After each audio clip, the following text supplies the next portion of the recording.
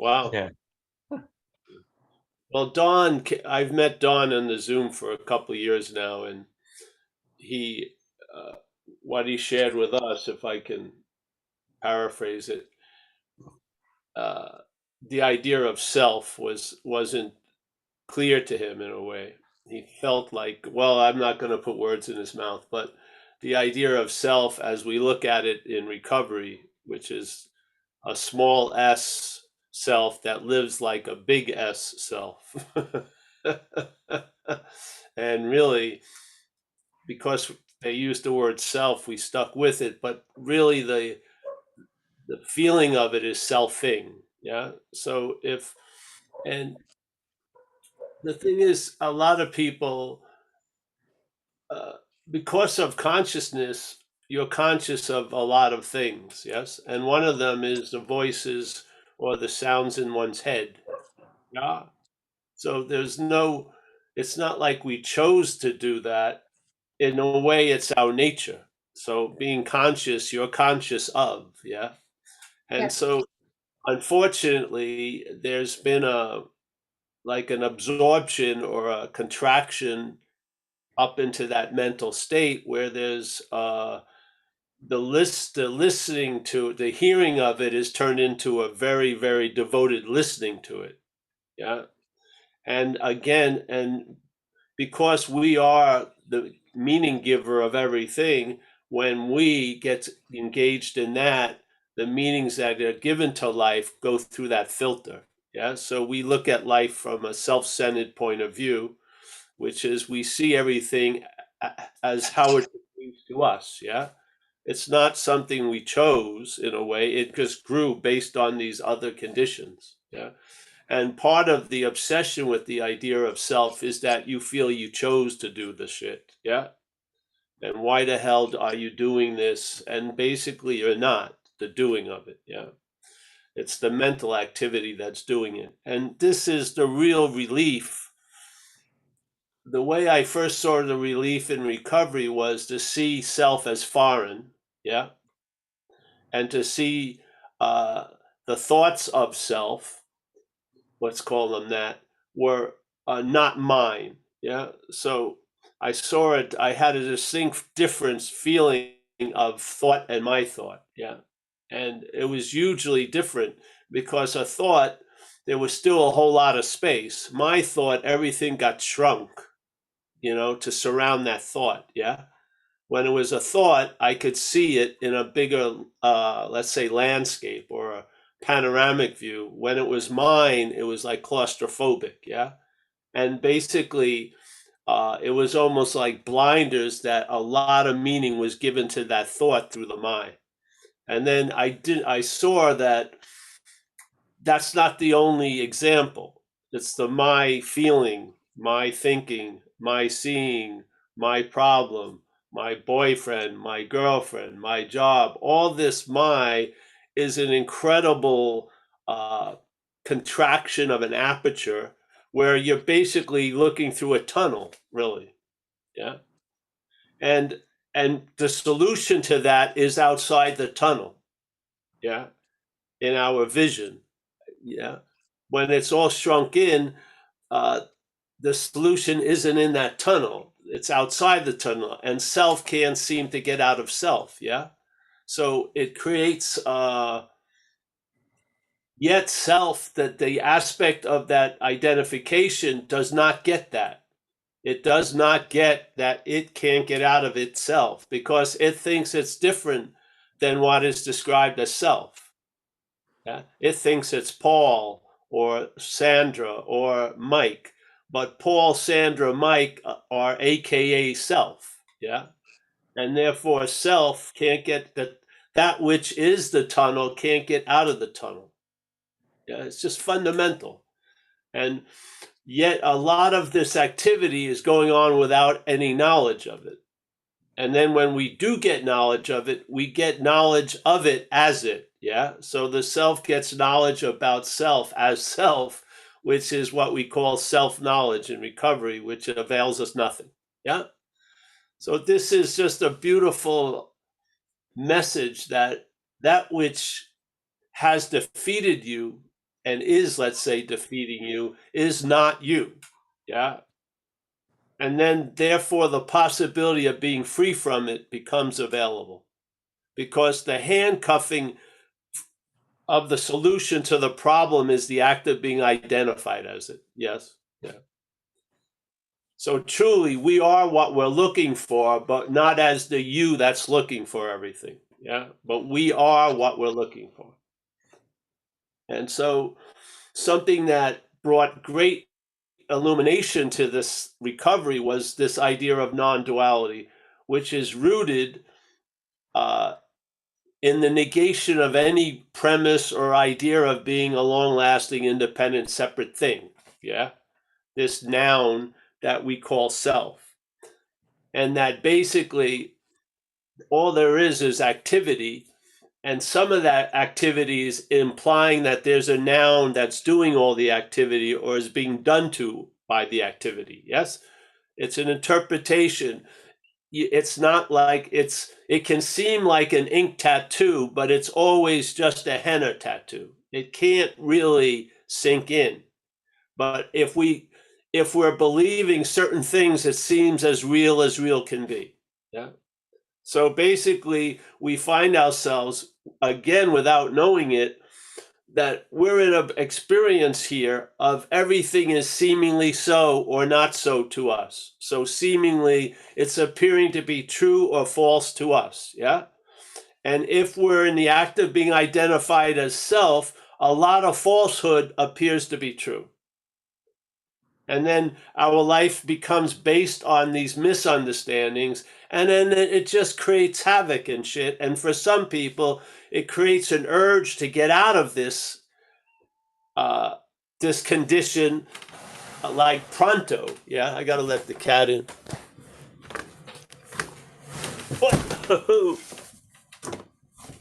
I bet I fell off the chair.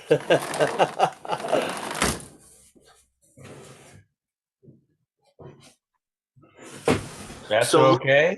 experienced, yeah. A lot of us experienced a desire or a strong drive to get out of it. Yeah. And so, and a lot of us found ourselves getting out of it through alcohol and drugs and other things. And then the rude awakening is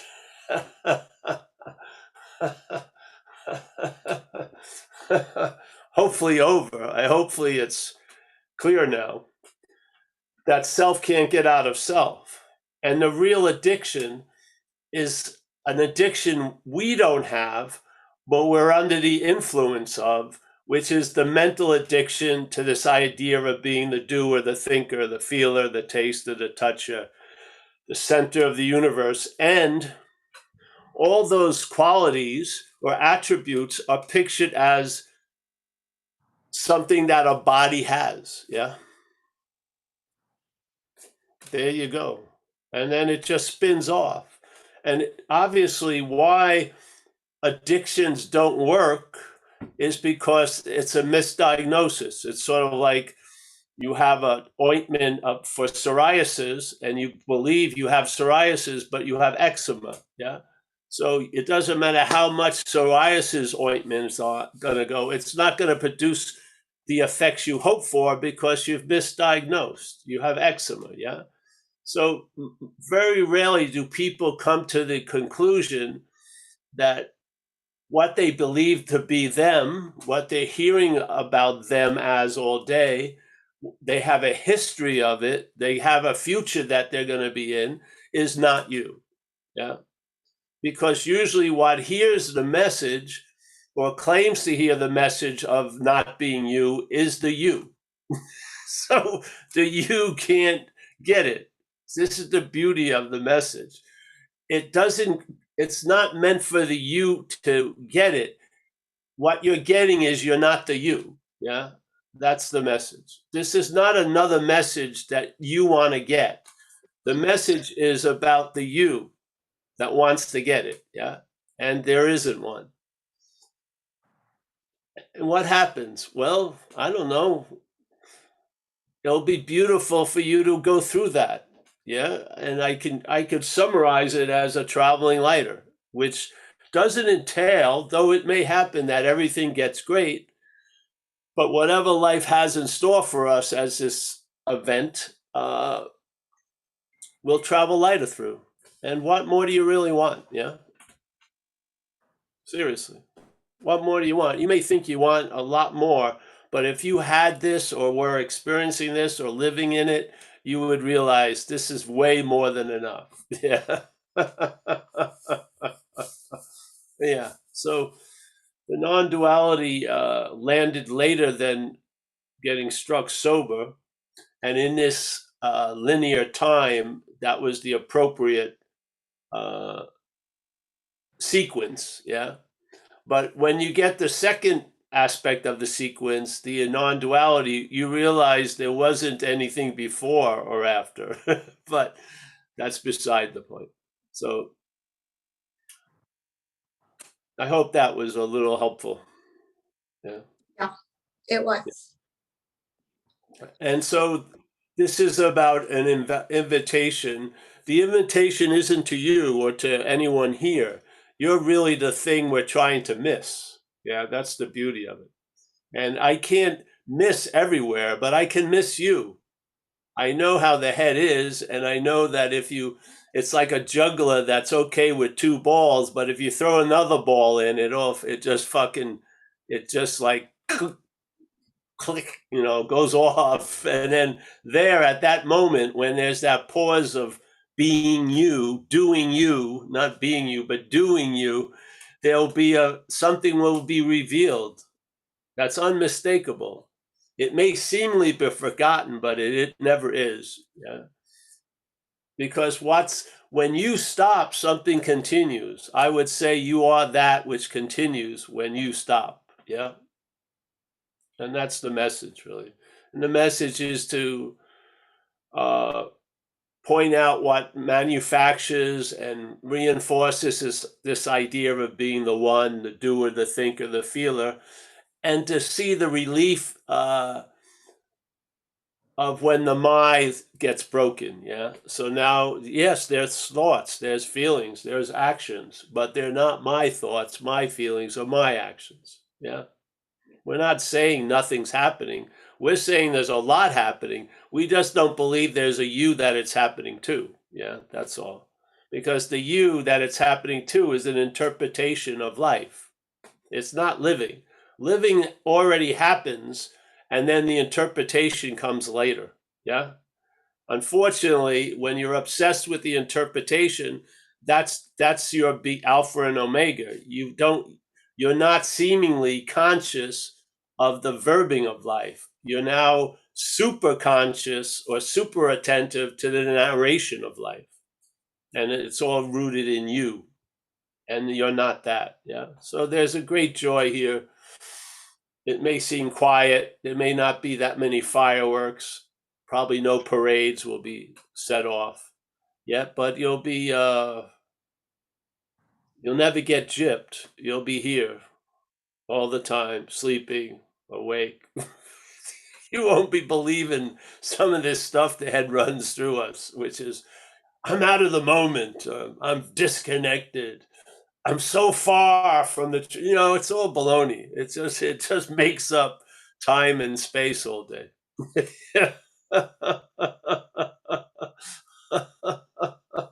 You ever been on one of those like mental trains, and then when it stops, you're at the station? You didn't have to walk 5 miles to get back to the station. As soon as the mental train stops, you're always at the station. That tells you something, doesn't it? You never left the station. You've never left the station. It's all a story. If you left the station, it would take time to get back. It's instantaneous. So many times when there's a pause, everything stops and there it is. It doesn't like slowly everything comes to a halt and some things take longer. No, it's just bing and you're like, yeah, because none of it actually happened. Yeah. And all there is that's happening is this. Yeah.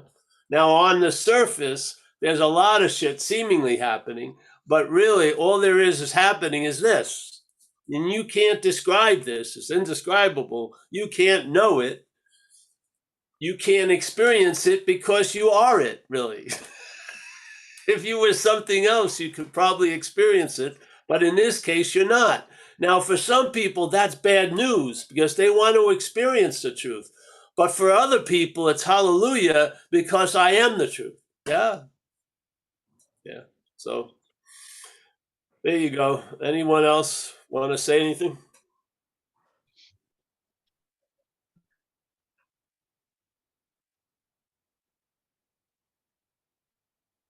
David.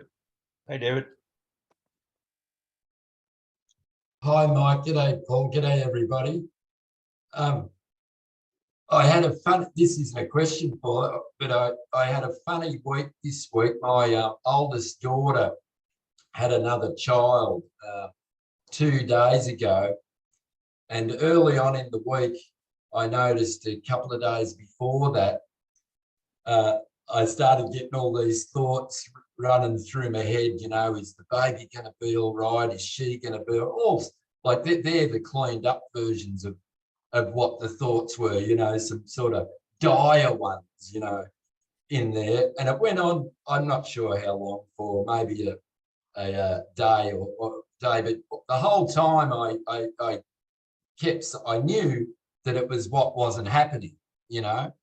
And then she had the baby, everything went really good. She's an old hand at it. It's her 4th one. And even I rang her up the day before she had it, and she wasn't stressed at all. It was like just going for a walk at the park to her, you know. It was like, oh yeah, I'm all booked in tomorrow, and you know, everything. And it was a beautiful recognition about the bullshit thoughts that were going on in my head about it all.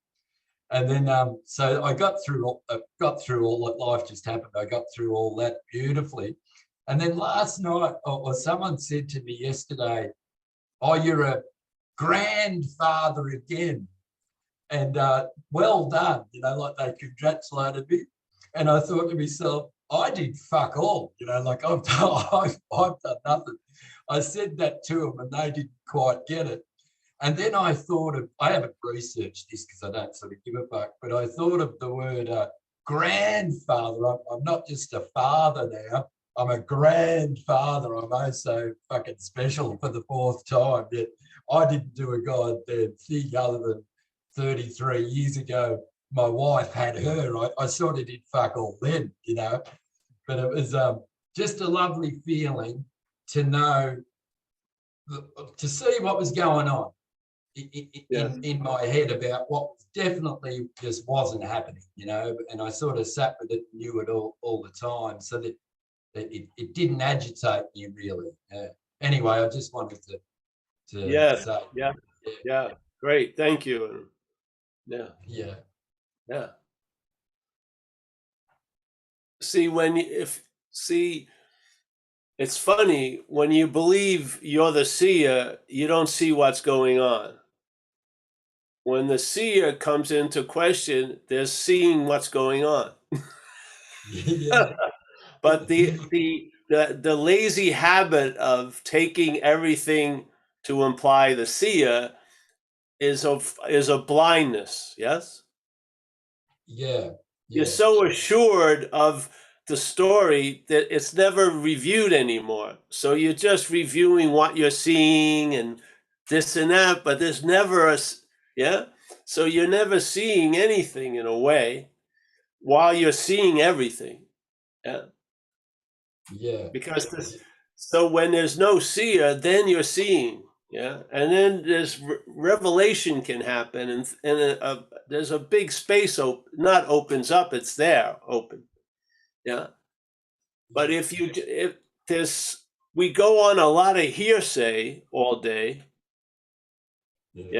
and we're looking from there, and looking from there is the blindness to the seeing.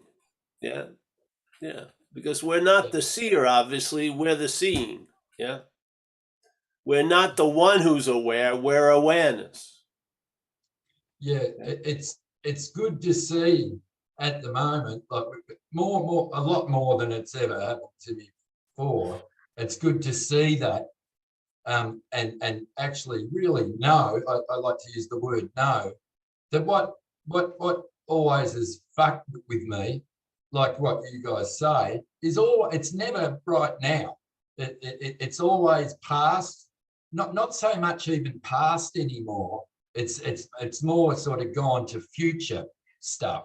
You know, I don't know how it works for everybody, but it's really nice to see it. I feel like I see it a lot, you know, and it's really nice. The other quick thing I'll say is there's a show on Netflix at the moment. It's got that actor out of, he's a chubby sort of a guy, and he's been in a lot of movies. He's sort of a comical guy. He was in that movie with DiCaprio where they were drug dealers and stuff. I forget his name. But anyway, he's been seeing a psychiatrist for a long time. I wish I could remember the name of the show. And so he's made this doco of an interview with the psychiatrist. He's just sort of asking the psychiatrist, and this old psychiatrist guy, lovely guy, he's got Parkinson's. It's Jonah called Hill Stutz with was just- Jonah Hill and Stutz. That's right. And I watched that show the other day, and he uses different words and things to what you do or we do in here to me, but he's sort of, I haven't completed watching the show yet. He's sort of all over it a bit. He sort of had a little bit of a fallout with the establishment in psychiatry because he wanted to give people relief straight away, like as they're walking out the door of the first sort of thing. And he explains, I think he's on about non-duality a bit, even though he doesn't use those words. But yeah, it was a terrific show. If anyone wants to sort of watch a show like that, it was a great show. Yeah. Anyway, I'll shut up and let someone else have it. Yeah. Again, this feeling of it's that just sense that you're something already, blinds us to seeing what's going on. And it says, like as Jesus supposedly said, for those who have eyes to see and ears to hear, everyone has eyes and ears, but for those who have eyes to see and ears to hear, that's when you recognize that you're not the hearer and the seer. And then now you have eyes to see and hear. Yeah. Eyes and ears. So it's beautiful. It's beautiful. I get this. Oh, sorry. Yeah, it is, because we're using the seeing to look for stuff. Yeah. And because there's the established misunderstanding that we know the seeing is missing every freaking thing. Yeah. It's a beautiful feeling. I get it pretty often. Like I can walk into the bathroom in the morning to brush my teeth, and I've got a big mirror there, probably like a lot of people have in the bathroom. And it happens a lot now that I look at my reflection in the mirror, and it's like something's looking through it. Like this is just a conduit, you know, something. It feels like, you know how you do that thing like that, and there's something back there. That's what it feels like a lot. Then I sort of have a look at my head, or like what's not me, and it's a bit of a giggle, you know. It's a pretty weird looking thing. I call myself the Dodge. It's like an old Dodge truck, this thing, you know. And that's probably because I'm in the car industry. And I look at other people and go, oh, there's a Corvette, and there's a, you know, like I liken it to cars. You use the Toyota, you know. But it's a beautiful feeling. Yeah. So thank you. Yeah, these are indications you're onto something, really. Yes, that's all. Because what happens is, this is what happened with the talks, So some things got lit up, and I find myself in a position to share, you know. Yeah. And while I was out there sharing, you would get very, very clear messages out of the silence, let's say, And one of the first big ones was, you know, if you don't see this, you're going to be looking from it, So the idea of exploring the universe, everything just got muted, and basically just stay on this point, like, You're selling cod. That's, you know, don't expand to other exotic fishes, just cod. Yeah. You know, grill it, fucking put it with chips, whatever, but cod. And it's never changed ever since. It was sort of like all the other points were pointless unless you see this point. Truly. Yeah. And I still believe it. I mean, it's just actually more so than ever because I've watched the banners of spirituality get unfurled. Yeah. But with the same flaw, FLAW, throughout it, which is, yeah, Yeah. that which is looking needs to be looked at. And and instead of being the one who's looking, it needs to be looked at. Yeah, because you're before it.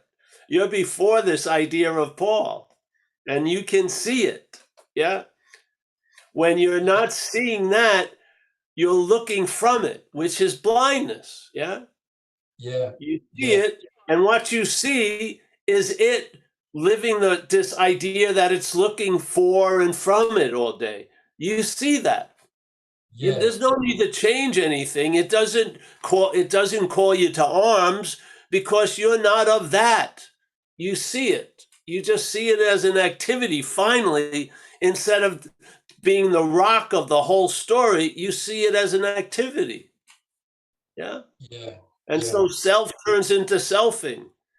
And then the difference between a noun and a rock and an activity is activities can stop. Yes. Yeah. Yeah. Yeah. It's funny. I call them penny drop moments for me.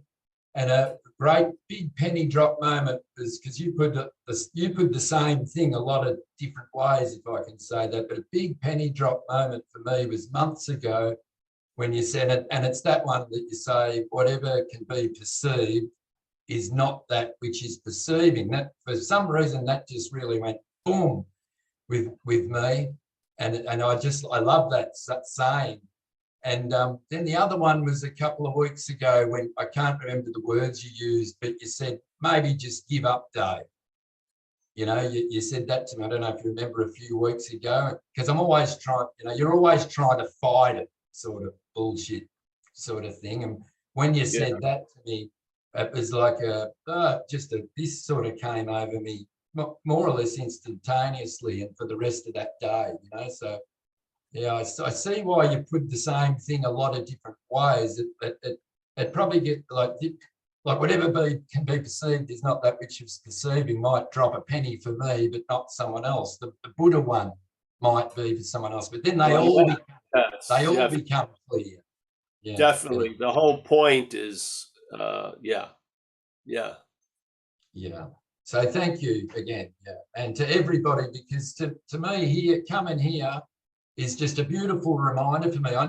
It's funny, other things I've done in my life, I feel that necessity to do them, you know, or I'm going to miss out, or, yeah, but I don't ever feel a necessity to come to these Zooms. I just like coming. And when other people say things, they answer in the past, they answer little questions for me, you know, and it's lovely to say, oh, they're exactly the same as I am, you know, anyway, that's why I love coming here anyway. Yeah. All right. No worries. Great. Thank you. Nice to see you, bro. And tell your daughter we wish her the best. It sounds like she knows that already, which is nice. Yeah. Yeah, she's very mentally beautiful. My oldest girl, she's just goes with the flow her whole life. She always has. I can remember when my marriage broke up years and years and years ago, and I was sitting at my mum's and I burst into tears. And that daughter, her name's Natasha, she would only been about 6 or 7, and she climbed up on my lap. I was a bit bloody, you know, fucked up, and she climbed up on my lap and said, and give me a hug, and even at that age, and said, everything's going to be all right, Dad. You know, it's all right. All right. My mum, while she was alive, used to remind me of that a lot. It was a beautiful moment. So she's always been like that. Yeah. Anyway. Yeah. Great. Thank you.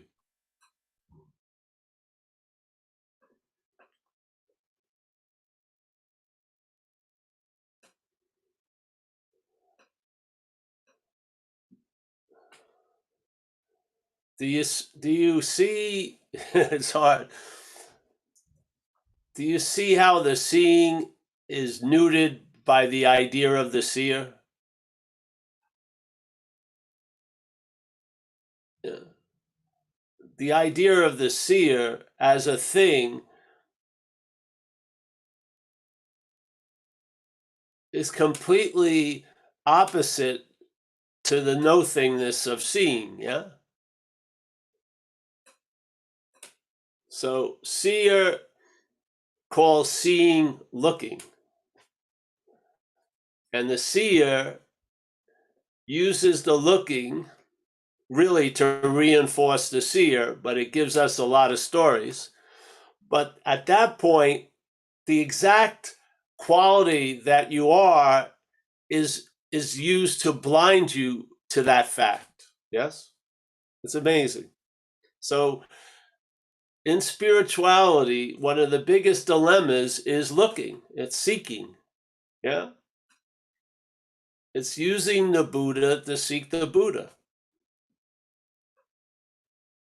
It's using the light to seek the light. Obviously, when you're calling the light Paul, you're thinking you're using Buddhism to seek the Buddha.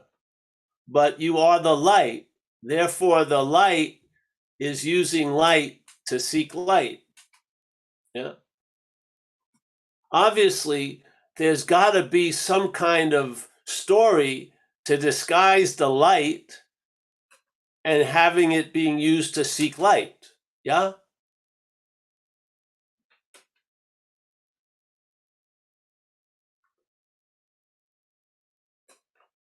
So they're seeing would see the light as the light.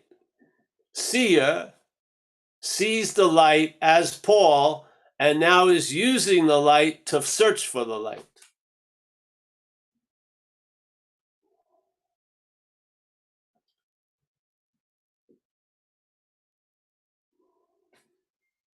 What needs to be looked at? The light? No. The goal of the light? No. But the seer, yeah, the one who believes it's aware. When you recognize you're not that, then it's a beautiful statement. Yeah. You can't use the Buddha to seek the Buddha. Yeah.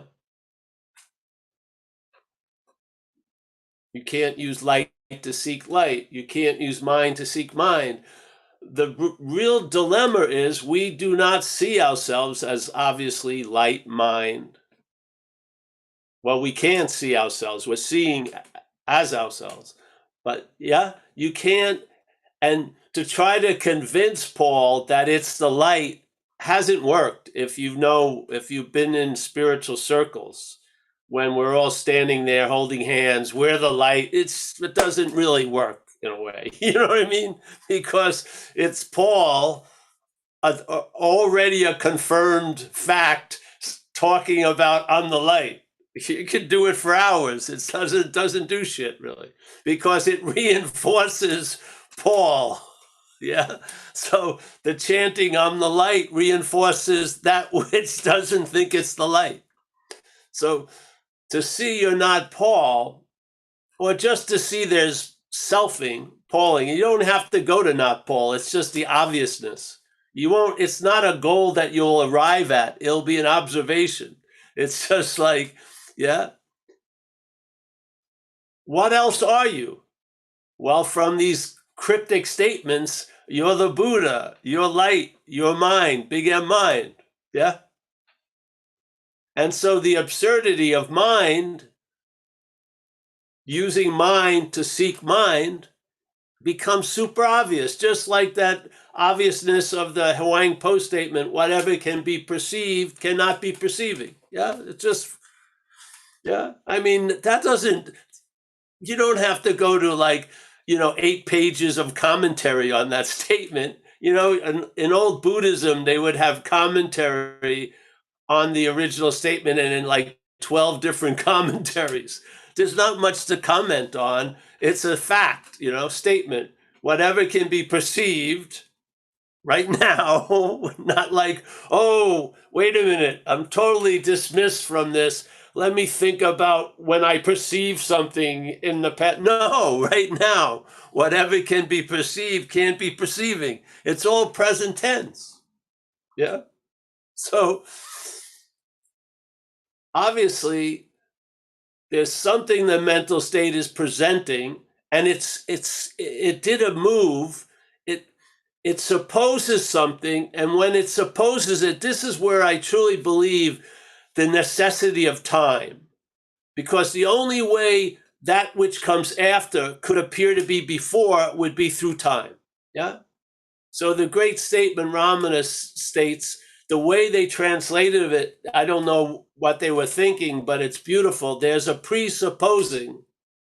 Yeah. So pre means when you assume something, it's assumed to be before something. Yes. It's not just an assumption, it's assumed, it's given, it's like catapulted back into before. Yeah. So there's a presupposing of a non-existent thing being existing, really. Yeah. So the existence or the seeing gets mixed up with the body, and then the idea of the seer arises. Yeah. Cooks it up. Yeah. And now that seer wants salvation. And it says, if this is the case, which is obviously, he's implying that it's always the case, your spiritual practices themselves are reinforcing the non-existent thing. How can they destroy it? Yeah. So when light, as Paul, appearing as Paul, uses light or understanding, whatever you want to call it, yeah, to look for light, yes, it's reinforcing Paul. What? Yeah. Light is super powerful, yes? Light taken to be something else, being put to use to look for itself, reinforces the something else that we're not. That's why in a lot of spiritual circles, the word awakening doesn't bring much joy. It's used to punish people because they haven't awakened yet or whatever. Have you noticed? They would have been better off in a daily way if they had never heard the word awakening. And then they would have really been much better off if they never heard the word enlightenment, because they heard the word enlightenment as that which is enlightened. And that which is enlightened, the appearance of Paul says, I'm not enlightened, now seeks for enlightenment, and it drives it crazy.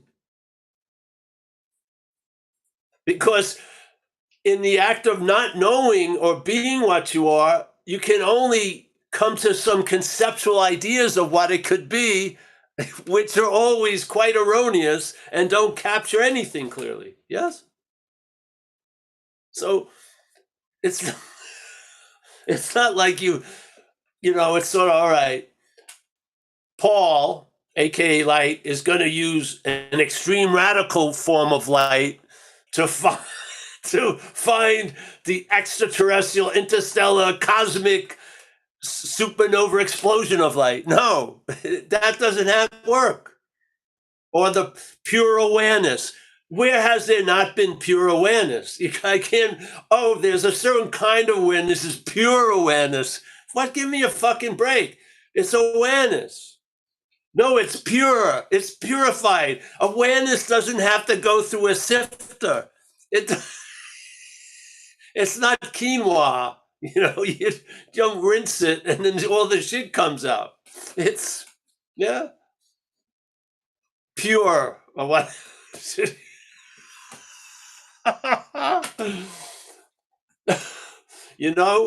If you ever had pure Coke, you probably would have died that night. Yeah.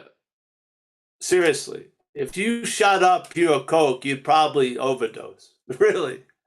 Yeah. So let's all just shoot up some dog shit awareness. Yeah. How about just traveling later today? You don't have to have laser beams coming out of your fucking head. Where's my? I'm gonna demonstrate that again. I did it last week.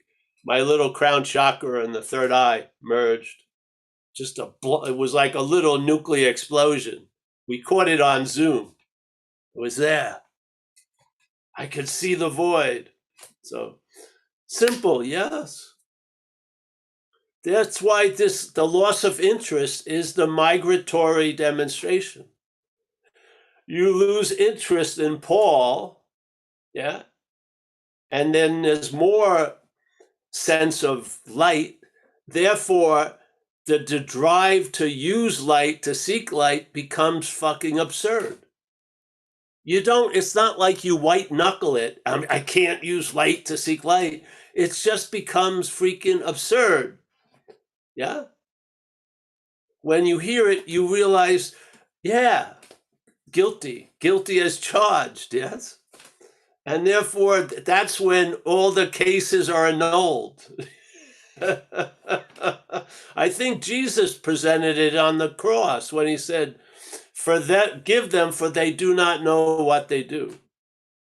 Yeah.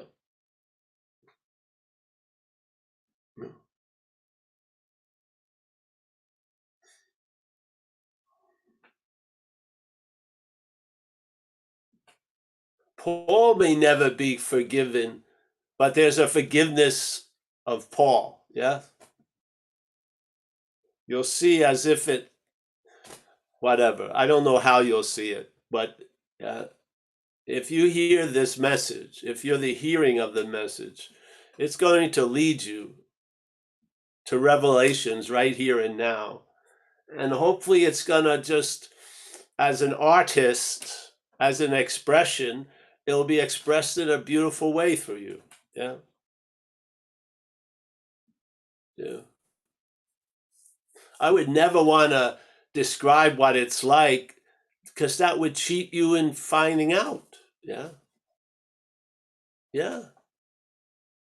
But when you go through it and you recognize it, when you see thoughts that you used to bounce off like a trampoline into fucking consequential reactions, now you can you pass the trampoline and there you go.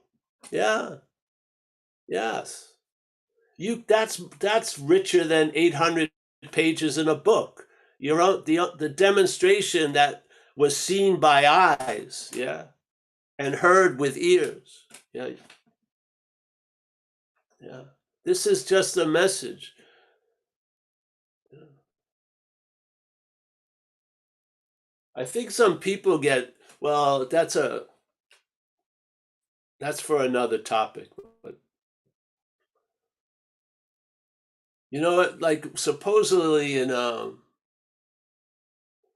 let's say we're all the Christ, yes? That Christ mind. But we all needed a saint, what was him, who came before him? The guy who got his head chopped off. John. John. Yeah? We may need a John in our life. We may not need a Jesus in our life because we are that. But we may need a John to herald the already arisen one. Seriously, yeah?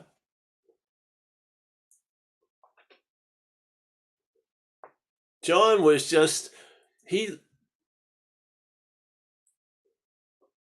brought the obviousness to our attention, and then he's just dropped. Yeah, it's all about Jesus from then on. But without John, people may be walking around as Anu and Mike and as Michael and Paul. Yeah, because maybe satsang plays the role of a John. Yeah.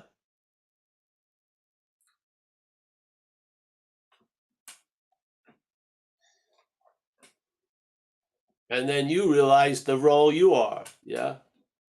Humbly. Yeah. So I find satsang very powerful. I have it. It sort of the knockout blows were were delivered through satsangs, really. Yeah. I would just sit there and listen, and a lot of houses would just collapse. Just didn't need like demolition or anything. It just fell of their own weight, so to speak. Yeah. Yeah, it was awesome. It may had nothing to do what the person was saying. Yeah. He or she could have been in a whole different time slot. Yet it's just the power of satsang. And I've never done anything after that, really, except show up for satsang. I've been at more Paul Hedderman talks than anyone here, for sure. I've never attended one, but I've been here the whole time. Yeah. Yeah.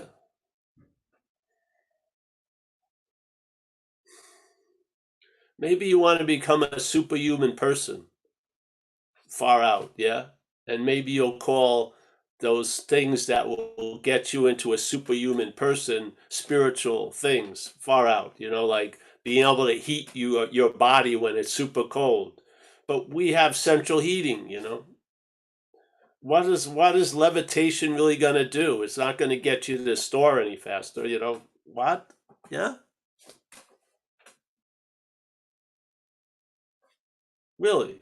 Yeah. I mean, I wanted, when I was young, I wanted to be Chinese. I wanted to be a Chinese Tai Chi master. I swear to God. I just was totally into the Tai Chi, it's just like fucking, I had this conceptual romance of living on some mountain somewhere, you know.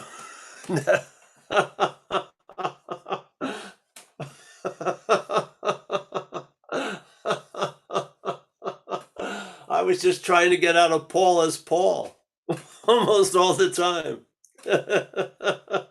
It wasn't the longing wasn't for what I wanted to get in, it was what I wanted to get out of. That was the longing. I wanted to get out of Paul. Yeah. Unfortunately, as Paul. So when the news broke, and it was a rude awakening, that most of the activities here was Paul trying to get out of Paul. Captured in a very short sentence: self can't get out of self. What? I didn't need an 800-page book. It was a cryptic little statement. Described most of my since I was about 8 years old.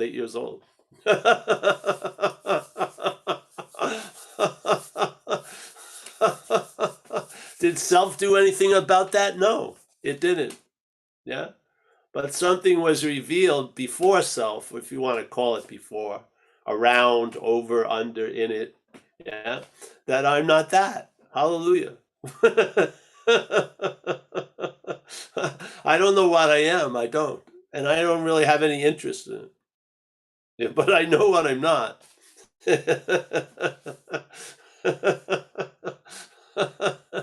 And that's why we share from there. I'm sharing exactly how it works with me. I can't share how it worked with someone else. I don't know. Yeah. But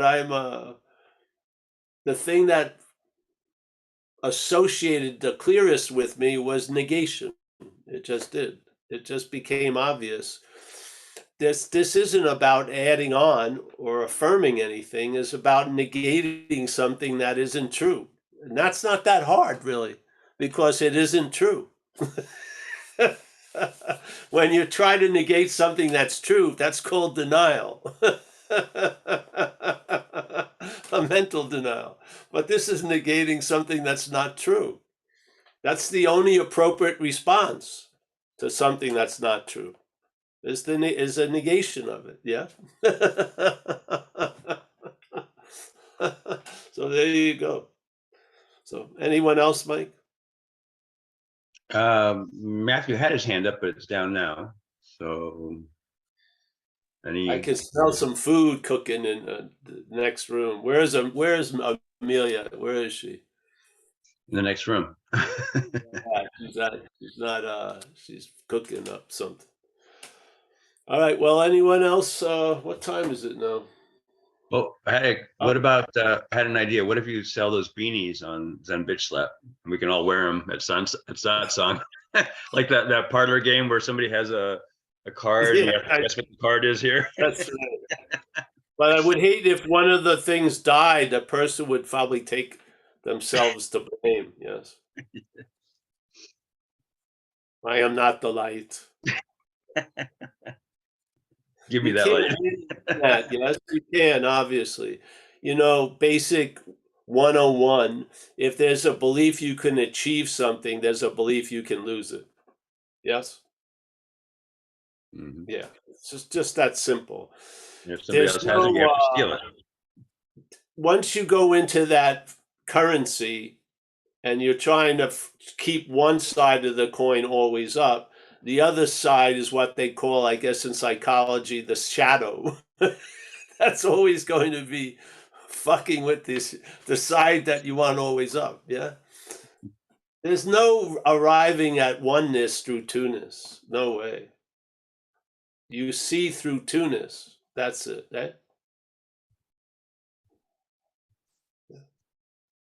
Yeah. I think Jesus, instead of saying it was a rich man can't get through the eye of a needle, it would just say two of you can never get through the eye of the needle. Yeah. You're just too big. Yeah. So, all right. Well, I'm going to say goodbye, I guess. I'll say hello to everyone. And yeah, I'm real happy to be back. Yeah. And I'm happy to know all of you. It's a pleasure to spend some time with you. And yeah. All right. Mike, always a pleasure. Feel better, eh? Thank you. Yeah. Anu, as always. Yes. Anu. Ah. It's like every second you're a nude. So, David, nice to see you down under there. Kathleen, as always, confused, so what? Happy. Yeah. Bill Churchman, there he is. He's got the blanket now. I can tell it's winter. He's added something. He's got the blanket and the lazy boy. I can tell the seasons by looking at Bill. He's got the blanket, he's got the slippers. Yes, yeah, pretty good. Johannes looks a little cold there in Germany. Yes, a little crisp. Yeah. We got Michael S. Thank you, Mike, for sending me that message. Yeah. I took no offense of whatever you said, buds or whatever. Yeah. I hope to see you. Maybe I'll see you in Mexico. Linda, nice to see you, eh? Yes. We got Matthew. I'm hoping to see Matthew Saturday, maybe. Yeah. You know who's coming Saturday is Leah, one of the original people from the UK. She lives in Florida now. She's going to be at the live meeting. I hope. Yeah, she just sent me a message. Miss Amelia, there she is. The love of my life. Yeah, it's just. mm, mm, mm. Esteban, always a pleasure. Let's see who else here. We got Gary C. Gary cleaned up a little bit.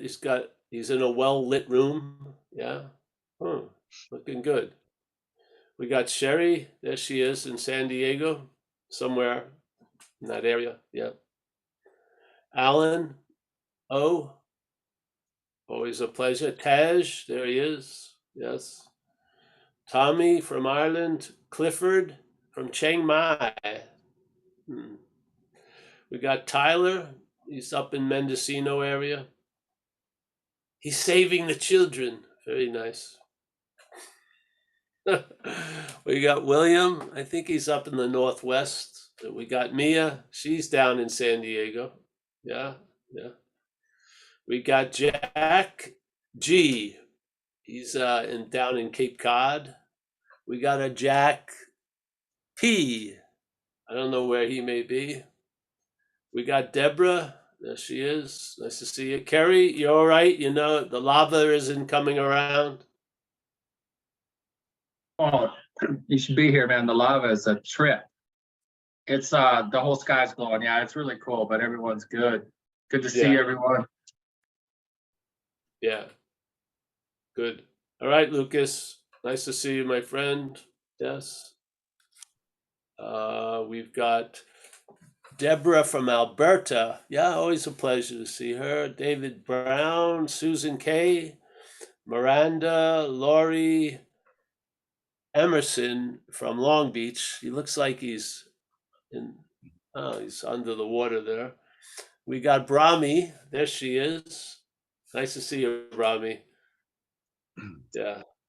You happy to be home there? Why not? You happy to be home? Yeah. Yeah. Yeah. Yeah, things are okay. We're just finishing up a course, so now things are nice and mellow. Oh, good. Good, honey. We got Bruce. Bruce is looking like he's ready to, for the outdoors there. Yeah. You're on fire tonight. Ah, yeah, it's fire. That's what happens when I take a week off. Fire. Go to the desert. The desert is got us a golden silence there. It's always very refreshing. Sandra H. Housel. It changes everything. The one little letter. House and Housel. Yeah. We've got Susanna. There she is, lurking around. There she is. We're back, Susanna. We'll see you soon, I hope, live. I think that's it for everyone. Hey, thank you.